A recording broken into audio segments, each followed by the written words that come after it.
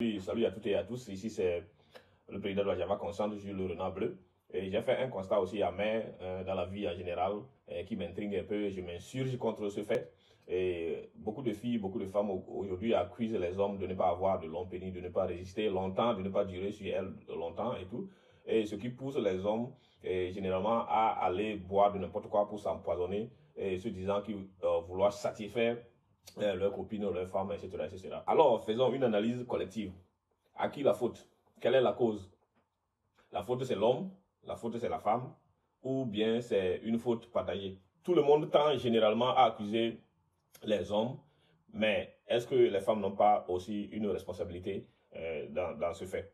Et nous prenons l'exemple, par exemple, d'une fille qui a consacré tout son temps à se promener de garçon en garçon au point où le clitoris est limé et puis perdu, dépourvu de toute sensation. Et à force de frottement, le trou aussi devient un peu plus large et tout. Et une fille peut-être qui souffre de la frigidité, il faut le dire, parce que ça aussi c'est l'impuissance chez la femme.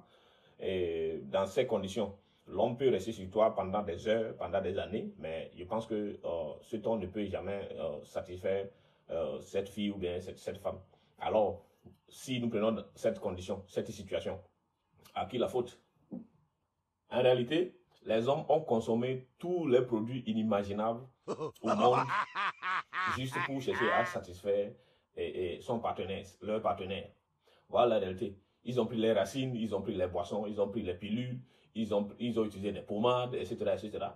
Et ils vont finir par se donner une crise cardiaque. Étant donné normalement que une fille ou bien une femme devrait jouir plus vite et plus que l'homme, je ne pense pas que le sexe de l'homme, la dimension du sexe de l'homme peut jouer dans sa satisfaction.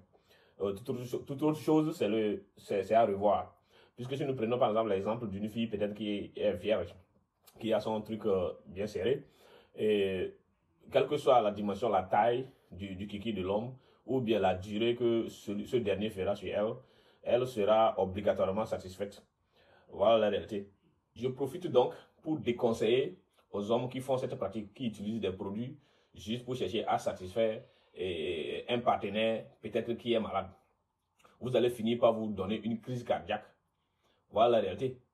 Donc cherchez plutôt à savoir si vous traitez avec une qui est normale. Si elle n'est pas normale, cherchez des soins.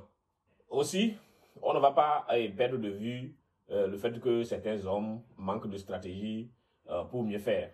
Ils ont la taille, ils ont toute la dimension dont leur partenaire a besoin, mais ils manquent de système, de stratégie pour bien faire le boulot. Que le mal vienne de l'un ou de l'autre, cela n'arrange personne. Cela n'arrange pas le couple. C'est pourquoi je préfère que les couples s'asseyent et trouver une solution commune que d'accuser un seul partenaire.